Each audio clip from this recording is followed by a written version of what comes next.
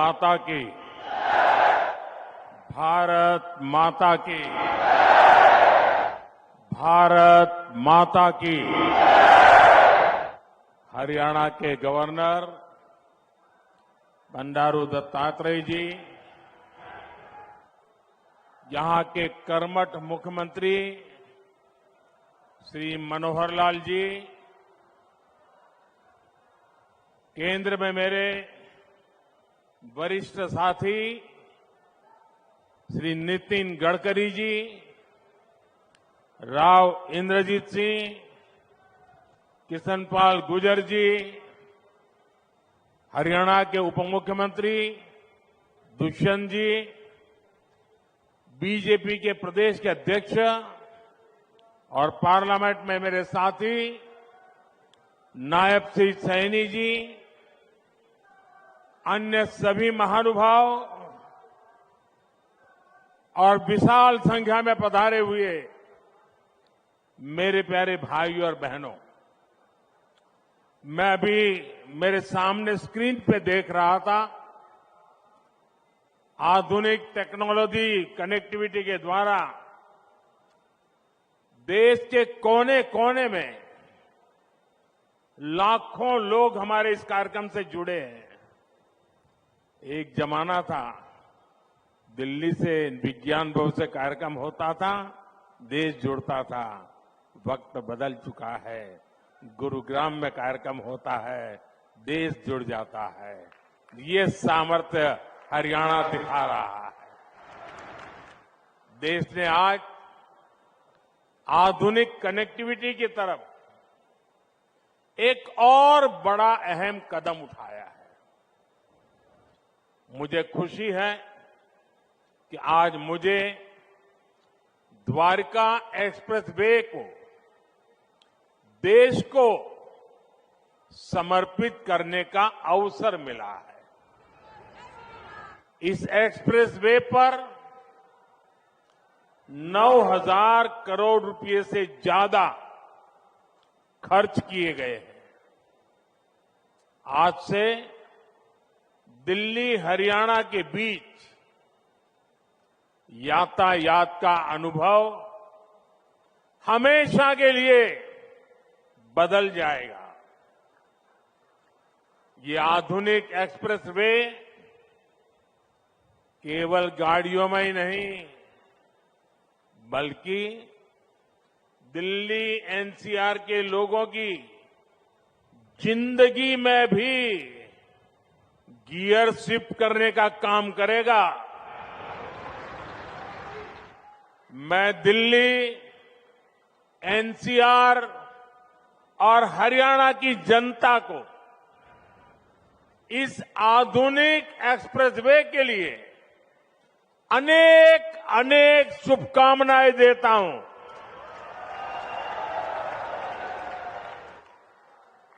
साथियों,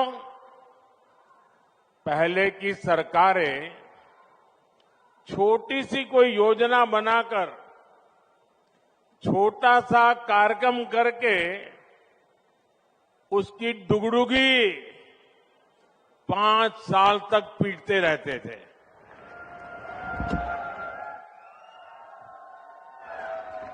वहीं भाजपा सरकार जिस रफ्तार से काम कर रही है, उसमें शिलान्यास, लोकार्पण के लिए समय कम पड़ रहा है, दिन कम पड़ रहे हैं जी।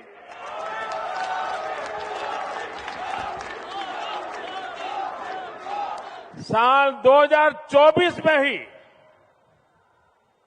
यहां के लोग तो ज्यादा समझदार है, आप सुनिए, 2024 में ही, यानी अभी 2024 का 3 महीना भी पूरा नहीं हुआ है, इतने कम समय में अब तक 10 लाख करोड़ रुपए की परियोजनाओं का या तो शिलान्यास किया है या तो लोकार्पण हो चुका है।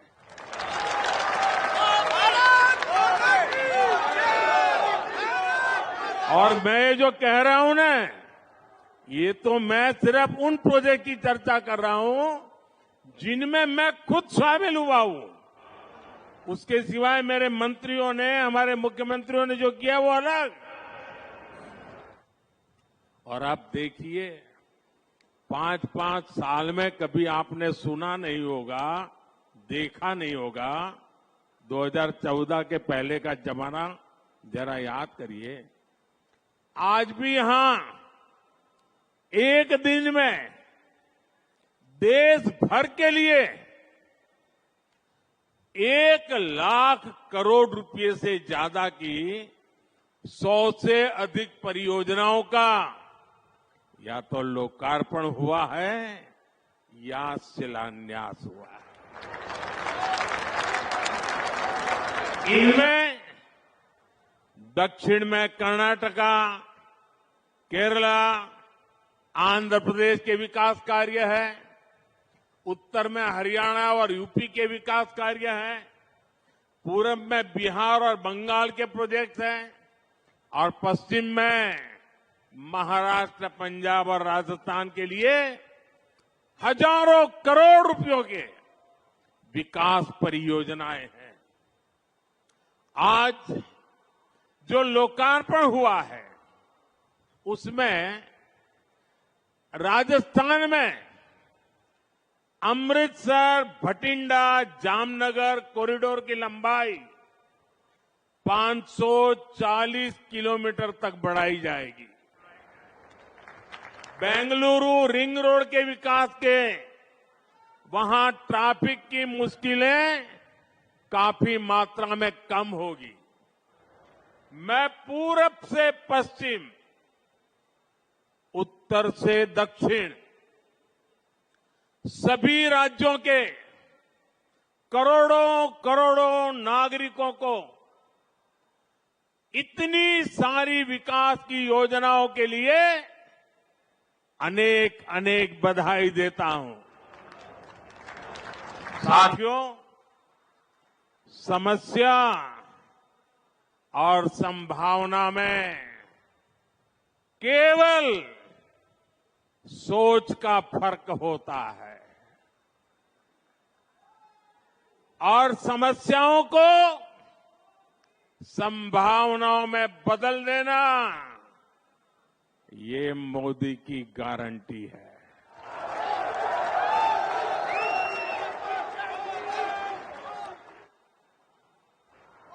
द्वारका एक्सप्रेसवे खुद इसका बहुत बड़ा उदाहरण है।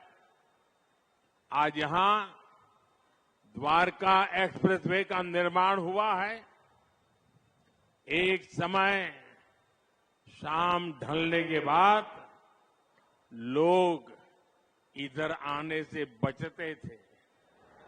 टैक्सी ड्राइवर भी मना कर देते थे कि इधर नहीं आना है। इस पूरे इलाके को असुरक्षित समझा जाता था, लेकिन आज कई बड़ी कंपनियां यहां आकर अपने प्रोजेक्ट्स लगा रहे हैं।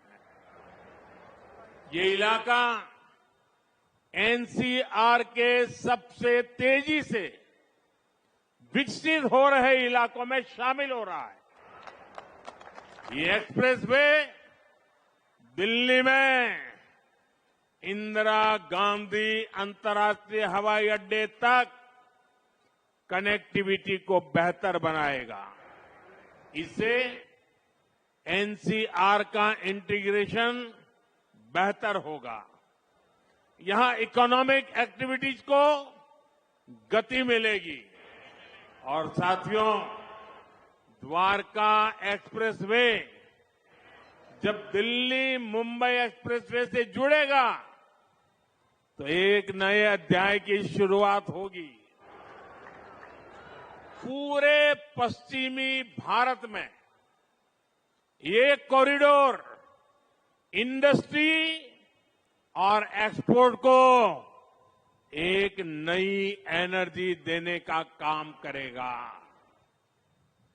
इस एक्सप्रेसवे के निर्माण में हरियाणा सरकार और विशेषकर मुख्यमंत्री मनोहर लाल जी को उनकी जो तत्परता रही है, मैं आज इसकी भी सराहना करूंगा। हरियाणा के विकास के लिए जिस तरह मनोहर लाल जी दिन रात काम करते रहे हैं, उसने राज्य में आधुनिक इंफ्रास्ट्रक्चर का एक बड़ा नेटवर्क तैयार कर दिया है। और मनोहर लाल जी और मैं बहुत पुराने साथी हैं। दरी पर सोने का जमाना था, तब भी साथ काम करते थे। और मनोहर लाल जी के पास एक मोटरसाइकिल रहती थी, तो वो मोटरसाइकिल चलाते थे, मैं पीछे बैठता था, रोहतक से निकलता था और गुरुग्राम आकर के रुकता था। ये हमारा लगातार हरियाणा का भ्रमण मोटरसाइकिल पे हुआ करता था। और मुझे याद है उस समय गुरुग्राम में मोटरसाइकिल पर आते थे, रास्ते छोटे थे, इतनी दिक्कत होती थी। आज मुझे खुशी हो रही है कि हम भी साथ हैं और आपका भविष्य भी साथ है।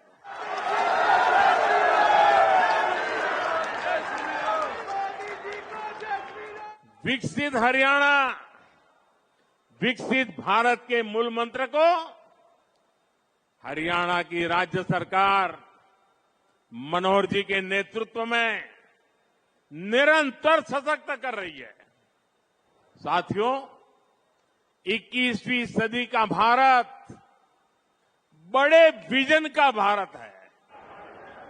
ये बड़े लक्ष्यों का भारत है। आज का भारत प्रगति की रफ्तार से कोई समझौता नहीं कर सकता। और आप लोगों ने अब मुझे भली भांति जाना भी है, पहचाना भी है, समझा भी है। आपने देखा होगा, न मैं छोटा सोच सकता हूं, न मैं मामूली सपने देखता हूं, न ही मैं मामूली संकल्प करता हूं। मुझे जो भी करना है विराट चाहिए, विशाल चाहिए, तेज गति से चाहिए। इसलिए कि मुझे 2047 में हिंदुस्तान को विकसित भारत के रूप में देखना है। दोस्तों, आपके बच्चों के उज्जवल भविष्य के लिए जी जान से जुटे रहना है। जी,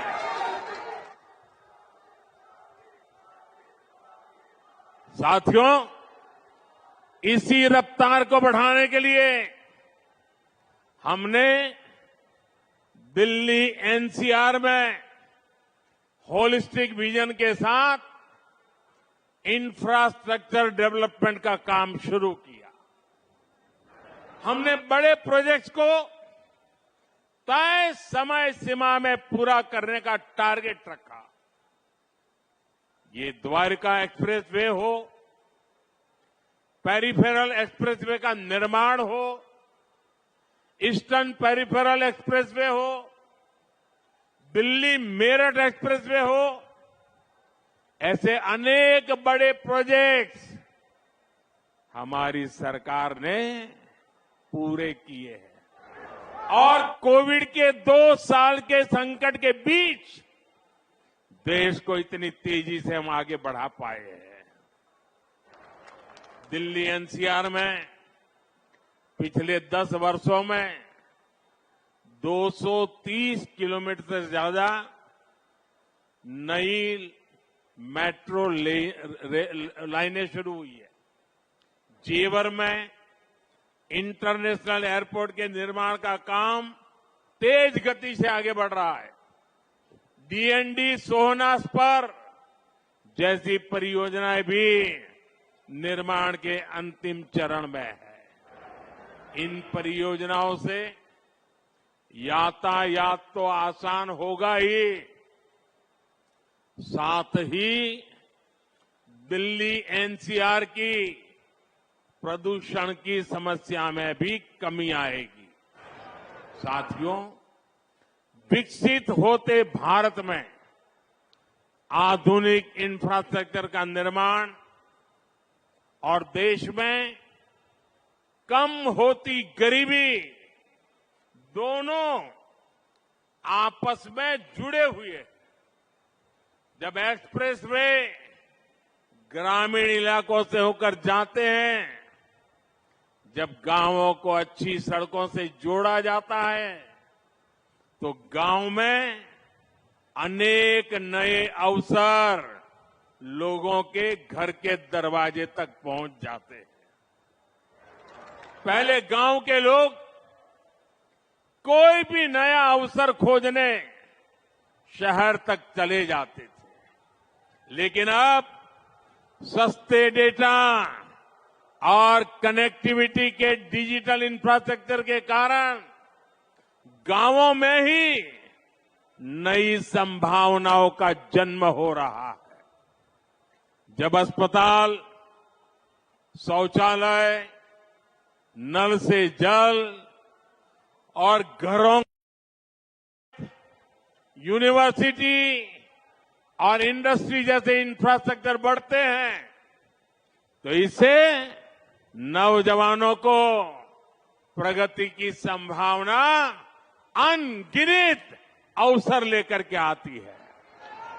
ऐसे ही अनेक प्रयासों के कारण बीते 10 वर्षों में 25 करोड़ लोग गरीबी से बाहर आ सके हैं और लोगों की इसी प्रगति की शक्ति से हम 11वीं बड़ी अर्थव्यवस्था से 5वीं सबसे बड़ी इकोनॉमी बन गए हैं। साथियों, देश में तेजी से हो रहा इंफ्रास्ट्रक्चर निर्माण का काम भारत को उतनी ही तेजी से दुनिया की तीसरी सबसे बड़ी आर्थिक ताकत भी बनाएगा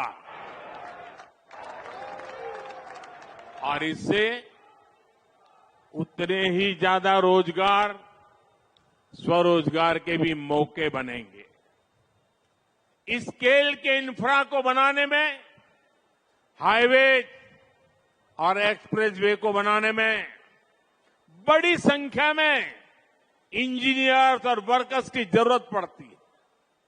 सीमेंट, स्टील जैसे उद्योगों को बल मिलता है, वहां भी बड़ी संख्या में युवा काम करते हैं। इन्हीं एक्सप्रेसवे के किनारे आज इंडस्ट्रियल कॉरिडोर बन रहे हैं। नई कंपनियां, नई फैक्ट्रियां स्किल युवाओं के लिए लाखों रोजगार लेकर के आ रही है। इसके अलावा अच्छी सड़कों के होने से 2 व्हीलर और 4 व्हीलर इंडस्ट्री को भी गति मिलती है। इससे साफ है कि आज युवाओं को रोजगार के कितने नए अवसर मिल रहे हैं। देश के मैन्युफैक्चरिंग सेक्टर को कितनी ताकत मिल रही है। साथियों, देश में लाखों करोड़ रुपए के इन विकास कार्यों से सबसे ज्यादा दिक्कत अगर किसी को है तो वो है कांग्रेस और उसके गमंडिया गठबंधन।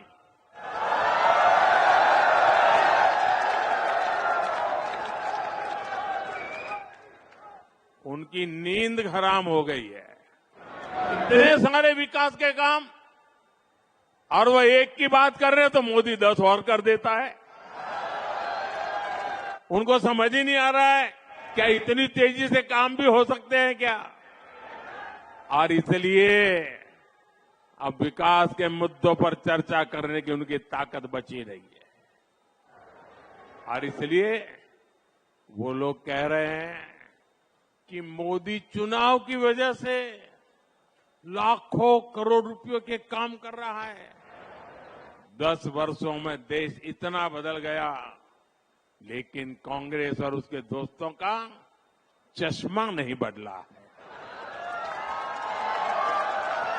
इनके चश्मे का नंबर अभी भी वही है, all negative, all negative. Negativity और केवल नेगेटिविटी यही कांग्रेस और इंडी गठबंधन वालों का चरित्र बन गया है। ये तो वो लोग हैं जो केवल चुनावी घोषणाओं की सरकार चलाते थे। इन्होंने 2006 में नेशनल हाईवे डेवलपमेंट प्रोजेक्ट के तहत 1000 किलोमीटर एक्सप्रेसवे बनाने का ऐलान किया था, लेकिन ये लोग घोषणा कर करके घोंसले में घुस गए, हाथ पर हाथ रख करके बैठे रहे। ईस्टर्न पेरिफेरल एक्सप्रेसवे की बातें 2008 में की गई थी, लेकिन इसे पूरा हमारी सरकार ने 2018 में किया। द्वारका एक्सप्रेसवे और अर्बन एक्सटेंशन रोड का काम भी 20 वर्षों से लटका था। हमारी डबल इंजन की सरकार ने सभी मुद्दों को सुलझाया और हर प्रोजेक्ट को पूरा भी किया। आज हमारी सरकार जिस काम का शिलान्यास करती है, उसे समय पर पूरा करने के लिए भी उतनी ही मेहनत करती है। और तब हम ये नहीं देखते हैं कि चुनाव है या नहीं। आज आप देख लीजिए, देश के गांवों को लाखों किलोमीटर ऑप्टिक फाइबर केबल से जोड़ा गया है। चाहे चुनाव हो या न हो, आज देश के छोटे शहरों तक में एयरपोर्ट बनाए जा रहे हैं। चाहे चुनाव हो या न हो, आज देश के गांव-गांव तक सड़कों का निर्माण किया गया है। चाहे चुनाव हो या न हो, हम टैक्स पेयर के एक एक पैसे की कीमत जानते हैं और यही कारण है कि हमने योजनाओं को तय बजट और तय समय में पूरा किया है। पहले इंफ्रास्ट्रक्चर की घोषणा चुनाव जीतने के लिए होती थी, अब चुनाव में इंफ्रास्ट्रक्चर के काम पूरे होने की बात होती है। यही नया भारत है। पहले डिले होते थे, अब डिलीवरी होती है। पहले विलंब होता था, अब विकास होता है। आज हम देश में 9000 किलोमीटर हाई स्पीड कॉरिडोर बनाने पर फोकस कर रहे हैं। इसमें से करीब 4000 किलोमीटर हाई स्पीड कॉरिडोर बनकर तैयार हो चुका है। 2014 तक सिर्फ 5 शहरों में मेट्रो की सुविधा थी, आज 21 शहरों में मेट्रो की सुविधा है। इन कामों के पीछे लंबी प्लानिंग लगती है, दिन रात की मेहनत लगती है। ये काम विकास के विजन से होते हैं। ये काम तब होते हैं जब नीयत सही होती है। अगले 5 वर्षों में विकास की ये गति और कई गुना तेज होगी। कांग्रेस ने 7 दशक तक जो गड्ढे खोदे थे, वो अब तेजी से भरे जा रहे हैं। अगले 5 वर्ष अपनी इस नींव पर बुलंद इमारत बनाने का काम होने वाला है। और ये मोदी की गारंटी है। साथियों, आप सभी को इस विकास के लिए मैं बहुत बहुत बधाई देता हूं। आप मेरा सपना है 2047 तक हमारा देश विकसित होकर रहना चाहिए। आप सहमत हैं? देश विकसित होना चाहिए कि नहीं होना चाहिए? क्या हमारा हरियाणा विकसित होना चाहिए? ये हमारा गुरुग्राम विकसित होना चाहिए? ये हमारा मानेसर विकसित होना चाहिए? हिंदुस्तान का कोना कोना विकसित होना चाहिए? हिंदुस्तान का गांव गांव विकसित होना चाहिए? तो विकास के उस उत्सव के लिए आइए मेरे साथ अपने मोबाइल फोन बाहर निकालिए, अपने मोबाइल फोन की फ्लैश लाइट चालू कीजिए और ये विकास के उत्सव को इनवाइट कीजिए। आप चारों तरफ मंच पर भी मोबाइल फोन वाले जरा चारों तरफ जिन जिन के पास मोबाइल है हर एक के मोबाइल फोन का फ्लैश लाइट चले। इस विकास का उत्सव है ये, विकास का संकल्प है ये आपकी भावी पीढ़ी के उज्जवल भविष्य के लिए मेहनत करने का संकल्प है, जी जान से जुटने का संकल्प है। मेरे साथ बोलिए भारत माता की, भारत माता की, भारत माता की। बहुत बहुत धन्यवाद।